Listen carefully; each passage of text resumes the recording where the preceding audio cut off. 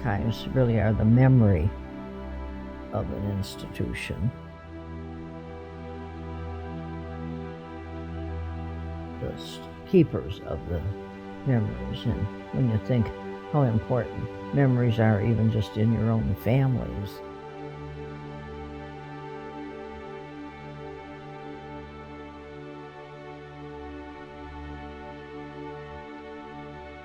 The legacy and the mission. How does that mission continue in this day and age?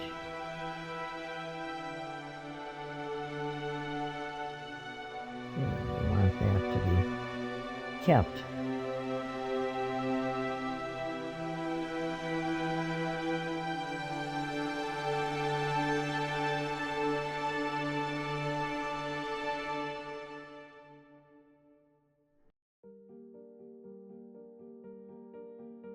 I think one of the phrases that means so much to me is that the person in front of you, without a doubt, is really God in front of you. So how do you serve that person? How do you care for that person? So in all things charity, our life is geared towards loving God and loving our neighbor. That's the charism of the Sisters of Charity of St. Augustine. I was actually a pharmacy technician for 2 years. I was still in high school. It was a job that I had while being in high school. And so I went to high school, and then at night I'd come and work in the pharmacy at St. Vincent's. The sister that I worked with, who was director of pharmacy, Sister Muriel, she and I locked up the pharmacy. And in doing that, there were 2 doors, and you could see them today at the hospital. We would probably, which would have taken us 5 minutes to conclude, we did in probably 20 minutes, because we shared at that time about what religious life was about, and my own personal story, and how I might be attracted to religious life.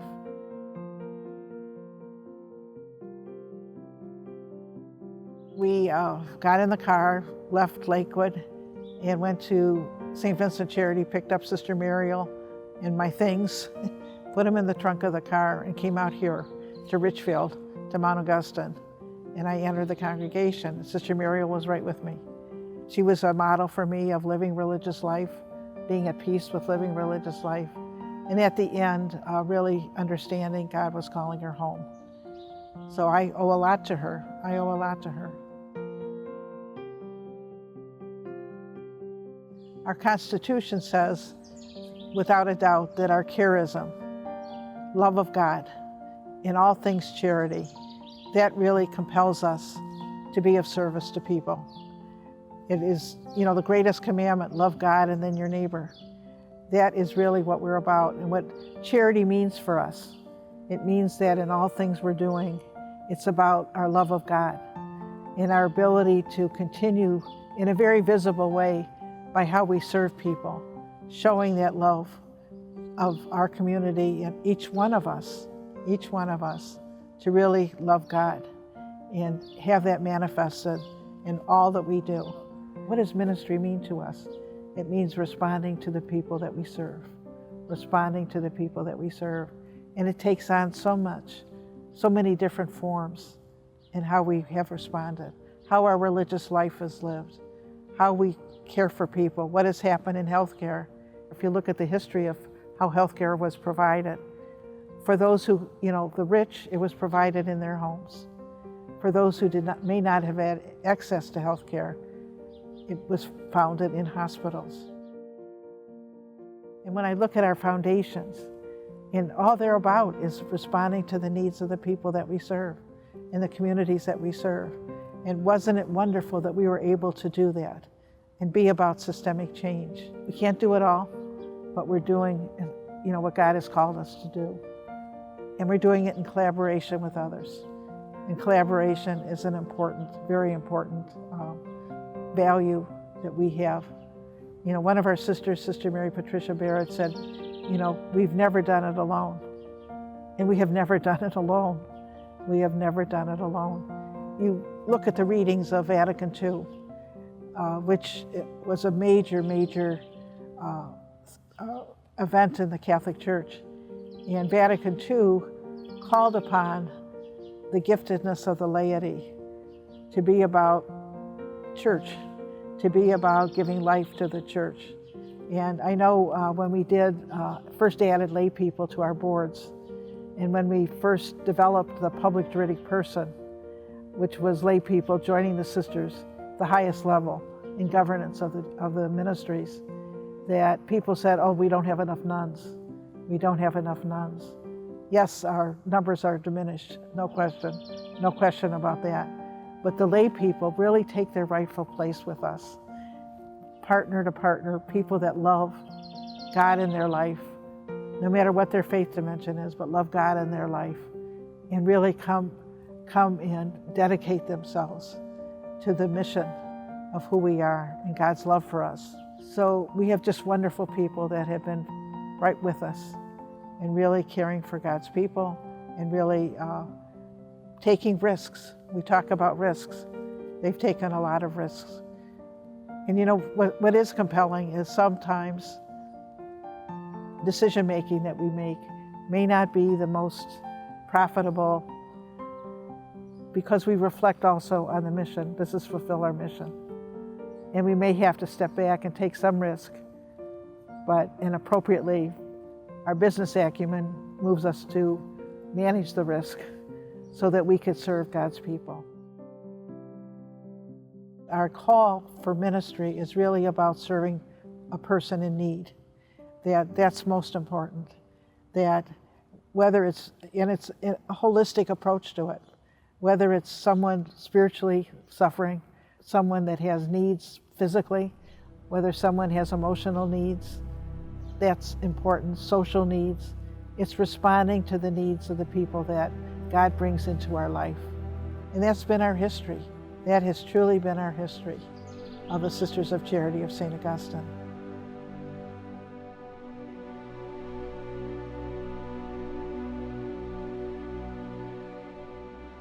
Our archives really tells the story of our legacy, tells the story of the Sisters of Charity of St. Augustine.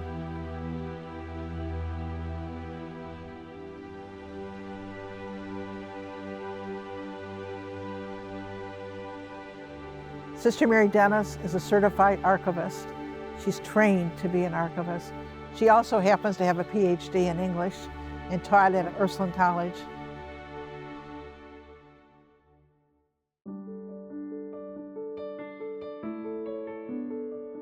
Photographs, printed documentation, diagrams, newspaper clippings related to any of the institutions that our sisters work at or have worked at in the past.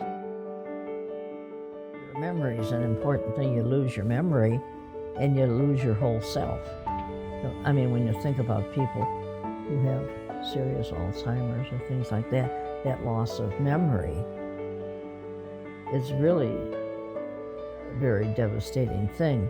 And so to preserve the memory of you and your family and your grandparents and your, came over on the boat or something like that. I mean, are there stories that are in people's family? Well, we're a family like other families, and those things are, you remember those things and think, boy, I better shape up and, do the right thing here. I mean, that was always part of a young sister's training. I can remember there was Sister DeSales in my day, and she would cry as she told the stories about some of the sisters and what they did, I mean, it became a joke, quote, among the young nuns, but I mean, it really, when you look back on it, it wasn't, because she knew the people personally. This is the spirit of the community. There's all these facts and figures and buildings, but it's really the people, and the sense of trying to stay in that same spirit of supporting needs. The old saying of St. Augustine there, in essential things unity, in doubtful things liberty, but in all things charity. So it's a sense of having the ability to discern what's needed and then, get up and get off your duff and get going and doing something about it.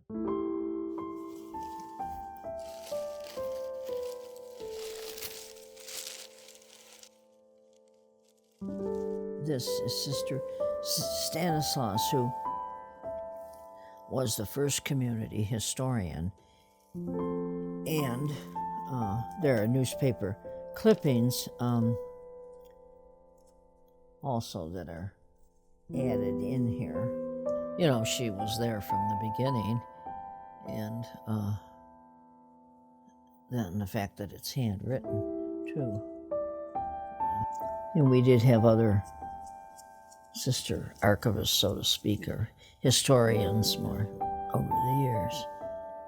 But that telling and retelling of the history, it's a sense of keeping the purpose and the values alive there and realizing we're just a few people in the long line. The first bishop of Cleveland was Amadeus Rapp, who came from Boulogne-sur-Mer, France. His goal then was that he wanted a hospital and he wanted schools. So he went back home to his native France and he brought the beginnings of our sisters. If it hadn't been for him, we would not have been able to start the things that we did, the ministries, because he was generous financially. We were founded in response to an invitation by the first bishop of Cleveland to come to Cleveland, Ohio, and he was the first bishop of Cleveland, so you can understand in 1851 how things were we were coming as pioneers, really, and how the people were all pioneers at the time. But he brought the Ursuline Sisters of Cleveland to come in 1850 to begin Catholic education. And we came the next year, all from the same town in France, where Bishop Amadeus Rapp had been in ministry, his priesthood. Well, he just went back to his hometown and said, okay, young ladies, come with me to the new world. They thought they were coming to this country to convert the Indians. I always say that they didn't know what they were getting into. This is the boat that the nuns sailed in from France. If you think about sailing across the Atlantic in that boat, wasn't exactly the Queen Mary. They landed in New York and then took a train to Cleveland.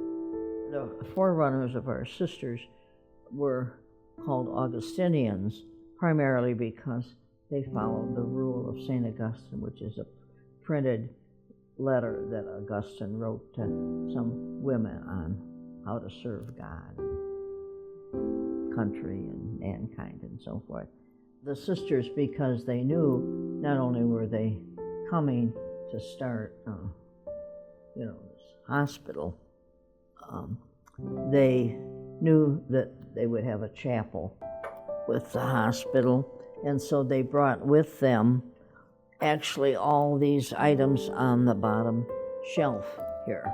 But they brought a sanctuary lamp, they brought candlesticks, the chalices, the other church items, and they also brought, because they were going to have a hospital and would have sick patients, they brought bolts of fabric for bandages and for sheets and things like that.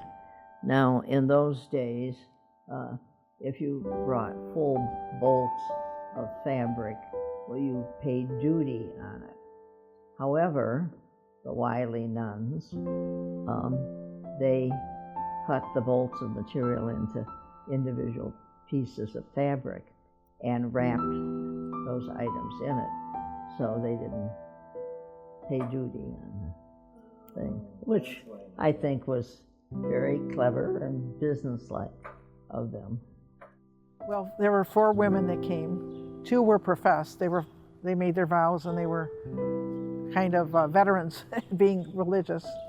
And one was the superior of the hospital, St. Louis Hospital, and another professed sister. But the other 2 were in formation. They were learning how to be a sister. And they came with, the 4 of them came by boat to the United States. And the bishop didn't have a house for them when they finally got to Cleveland in October. So that was a huge risk. It was a huge risk. And immediately our sisters started providing health care to people in their homes. First public health nurses in the city of Cleveland. We did that immediately in 1851. The 2 young women, yes, were young, but they stayed in America. They didn't. The French ones went back, but after you've seen Gay Perry, why would you stay in Cleveland, Ohio, if you had a chance to go back? They did whatever it took to be able to sustain a mission that they were doing, a ministry that they were doing to people in need. And the environment was so harsh for the 2 professed sisters. They had very significant difficulty with the language, very significant difficulty with everything about this pioneer country. They were pioneers in this country when you think about it. So they petitioned to go back home to Boulogne-sur-Mer. And of course the bishop didn't want to hear that, but in 1852, they went back home to Boulogne-sur-Mer. Our sisters did stay with those Ursuline sisters who were already here. And then over time, people joined them. And the first 2 became Mother Augustine, that was her name, and she was the superior of Charity Hospital. And then Mother Joseph took care of the orphans, because we had an orphanage.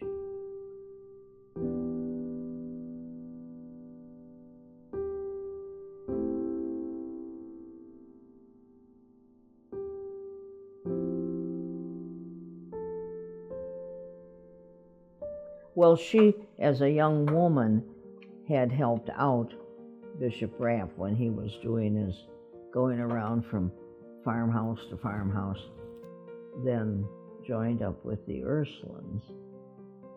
That was Ursula Bissonette from up Sandusky way. On the afternoon of her making her vows, he said, "You're going to come over to the west side of Cleveland here and help to start this." Because she said always, because she wanted to be a sister of charity. And that statue in the corner, Bishop Rapp gave to the sisters.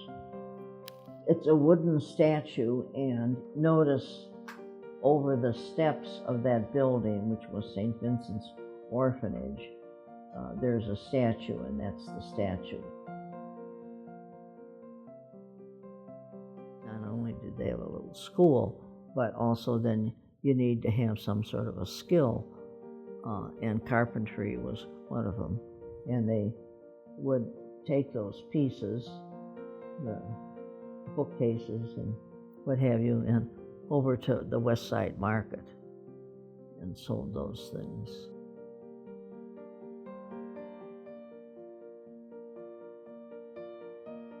The desk, well, that was Mother Ursula's desk. That was obviously saved over time and handed down from one superior to the other. The bishop, actually, of the time, is the one that gave the motto to the sisters in all things charity. You see 2 fleur-de-lis, and that represents the French background. And then that crescent is kind of like the New World. And St. Augustine is always pictured as a saint holding a heart that has been pierced as a sign of, great love, great charity. You just give it out to everyone.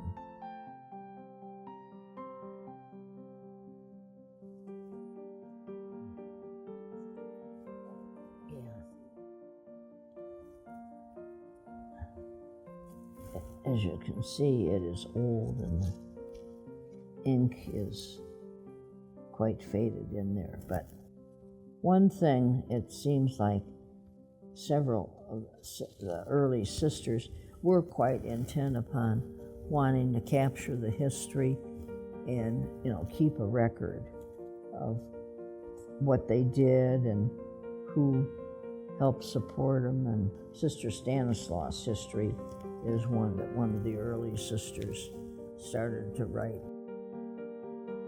And some of those other books are interesting because they give the cost of things at the time and who gave them money to help them out.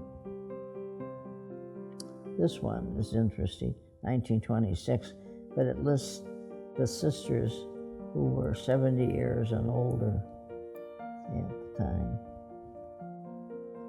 Not the very first founding sisters, but these were others, ones that came early on. At your final profession, you had your picture taken. By a photographer, not just a little old brownie, but a real photographer. And you can see here, so this is very valuable because when people ask about Sister so-and-so or whatever, who was their great aunt or whatever, then, you can always, the pictures are kind of interesting to look at. So these are from the early days, but it is amazing how many times you do get these calls from people, and then they want to know, are there any pictures of where they were, like they worked at Parmadale, and do you have a picture from there with the kids or something like that? Mm-hmm. There was a gentleman down in Columbia, South Carolina, Columbia, the capital, and his wife were out in California.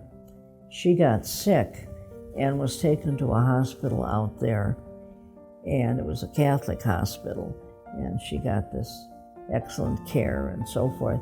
He came back to Columbia and said to some of the hierarchy there, we should have a hospital, Catholic hospital in Columbia now. Question was, where are we going to, we want a Catholic hospital, we're going to get some nuns to do it. They came to the Sisters of Charity and proposed this idea of a hospital down there. And of course, in those days, going to South Carolina was like, from Cleveland, was like, going to Africa or something like that. But they did get a number of sisters who volunteered. Early on, the first sisters there were volunteers. As the community grew, obviously, there was a need to have a bigger place. This picture here, when you see what looks like the House of Seven Gables, so to speak, in the back there, that red brick with the spires, that was the first mother house that was built, and we moved from Monroe Street to Lakewood there. The bell that's in the tower there of that Lakewood Mother House is the bell that is out in the front yard. When you were a young nun and you were the bell ringer, which meant you had to get everybody up and awake at 6:30 in the morning, which you did, and got everybody up. And there's a picture here of the side of what it looked like. And one of the nicest things, since that was really right on Lakewood, the property was next to Lakewood Park, and so you had all those nice breezes coming off the lake. And so this chair is an example of the porch chair that you do see depicted in there. Yeah, so it was nice to sit on the porch and have the breezes off the lake. But this bell in the corner, the times for Mass and prayer and other religious services or other activities, in those days there was a bell that was rung, and it sat actually at the bottom of the staircase inside there. And when it was time for prayers or a meeting or something, that bell was rung.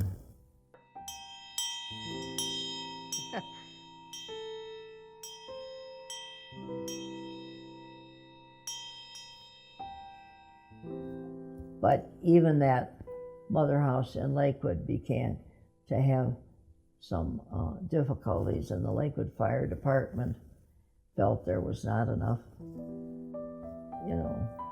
exits and that sort of thing, so that in case of some sort of a fire or something, so the community then began to look for other property or a place to build. One day, one of the men who was our driver was driving and saw this big farm for sale, the Newton Farm. And at that time, we had the hospitals in Cleveland, Charity and St. John's and St. Anne's. And we also had St. Thomas Hospital in Akron and Mercy Hospital in Canton. The property is kind of midway between all those places, and so it would be very handy.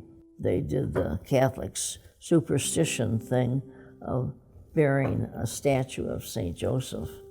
That statue that is in the case down there was buried, and Catholic superstition or not, I guess it worked, because here we are on this property.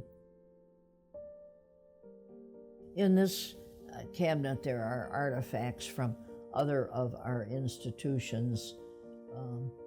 Mercy Hospital in Canton, there's a cap, a nursing cap, because we had several schools of nursing. Usually it was a nursing school connected with a hospital. Charity had a school of nursing, St. John's had a school of nursing, and Mercy Hospital had a school of nursing. And so there are the nursing caps and pins. Well, I think that's been part of the community from the beginning. When you come down to it, they came from France because there was a need here in Cleveland.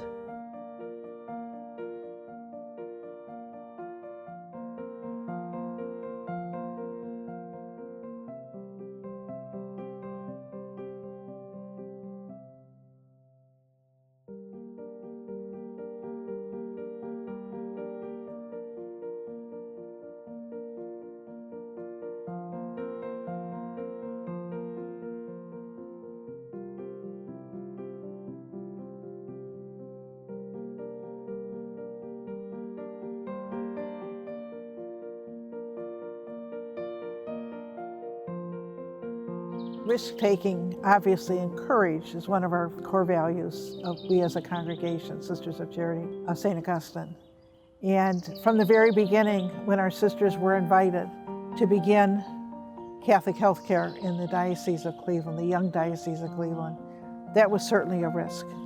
And then moving into starting a hospital, needs of orphans become more prevalent. Those are all signs of risk-taking. We could look at Sister Ignatia, and working with Dr. Bob and Bill W. in really assisting the alcoholics, the suffering alcoholic, and being able to serve and begin AA. Then we can look at Sister Henrietta Goris, who went into, in the midst of the Huff riots in the city of Cleveland, went into the Huff area and began helping people, really help them take care of their homes, provide nutritious meals for their families. All of that is risk-taking. You know, and each one of our sisters, living or deceased, no matter what they did in ministry, there always was taking risks. And we founded our health system, and our foundations were part of that in 1996 when we were focused on systemic change and went to each of the communities that we serve, Cleveland, Canton, and South Carolina, and said, what are your needs? And then in a process of systemic grant making, partnered with others. And some were risky ventures of partnerships that we had to walk away from at certain points. But to invest in really meeting the needs of the community that we serve, specific needs that were critical for the people.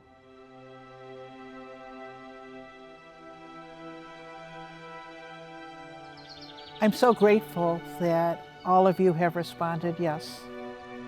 Yes to becoming part of this precious community that is a community of service to God's people. How precious your service is to us. We've never done it alone. And this is a critical time to say that to you. We need you. We need you. We need you to embrace this wonderful mission, this wonderful ministry, and to bring your creative ideas. You know what? You're going to be part of new stories to be told. They're going to be wonderful new stories with courage. They're going to be heroic. And some of the stories that we tell are of new ways of serving the homeless, new ways of being able to care for children and making sure that children are the healthiest they can be, care for the elderly, all the things that we do, and care for those who are physically in need of healing. All that we're doing, our dedication to healing. You're going to have new stories to tell, and we're going to be so proud, so proud. How could we not be?